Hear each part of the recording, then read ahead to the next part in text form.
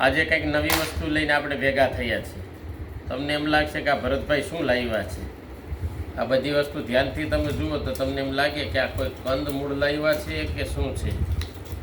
તમારી વાત તો સાચી છે કે કંદમૂળ હોય એવું જ લાગે છે, પણ હકીકતની અંદર ઘણા વર્ષોથી જેને હું શોધતો હતો એવી એક આ ઔષધિ છે.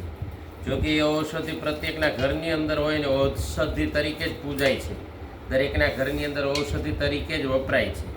પણ છે શું, જોઈને તમને આશ્ચર્ય છે લાગશે, પણ એક વખત ધ્યાનથી જોશો તો કદાચ કોઈને ખ્યાલ પણ છે આવી શકશે કે આ છે શું. પણ મિત્રો, મારે કહેવું જોઈએ કે ઓર્ગેનિક ખેતી સતત ને સતત એક ખેતરની અંદર છે 7 વર્ષ સુધી કાળજી રાખવામાં આવે તો આવી છે ઔષધિ આપણા ખેતરની અંદર પણ નિર્માણ થાય. તમને થશે પણ છે શું? પણ મિત્રો, આ તમારા મારા આપણા સૌના ઘરમાં વર્ષોથી વપરાતી ચીજ છે. આનું નામ છે હળદર. જેનો કહેશે કે હળદરના ગાંઠિયા તો નાના હોય છે, પણ આ હળદરના રાજા છે એ કહી શકાય. અને આવી ઔષધિ નિર્માણ કરવા માટે 7 વર્ષ સુધી ખેતીની અંદર કાળજી રાખી છે. અને એક ભાઈના ખેતરની અંદર સતત ઓર્ગેનિક ખેતી કર્યા પછી આવી હળદર નિર્માણ છે એ થઈ છે. અને આવી હળદર નિર્માણ થઈ છે એની આ માતૃગાંઠ છે. અને આ માતૃગાંઠ છે તો ખરેખર એની અંદર હળદર કેવી હશે? જો હું તમને કાપીને છે એ બતાવું, સાચે જ આ હળદર છે અને હળદરના છે એ રાજા છે. તો હવે તમે માનશો કે આ હળદર છે કે હળદરના રાજા છે.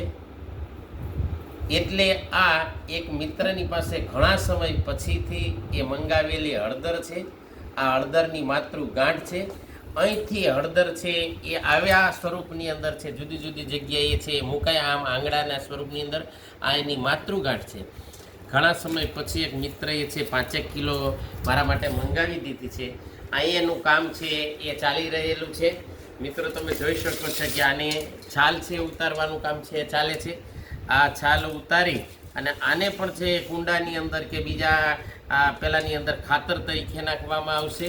અને આ કટિંગ કર્યા પછી એનું આ સ્વરૂપ છે આવી ગયું છે. અને આનું કટિંગ કર્યા પછી ઝીણી ઝીણી કટકી થશે અને દવા સ્વરૂપની અંદર ઓર્ગેનિક પાવડર આનો થશે અને ઘરની અંદર છે યુઝ થશે.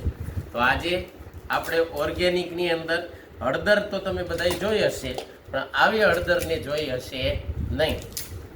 ફરીને પછી ક્યારેક મળશું ત્યારે છે નિહાળીશું. આ પ્રત્યેક હળદરની અંદર છે આ સ્વરૂપ છે એ જોવા મળે છે. અસ્તુ.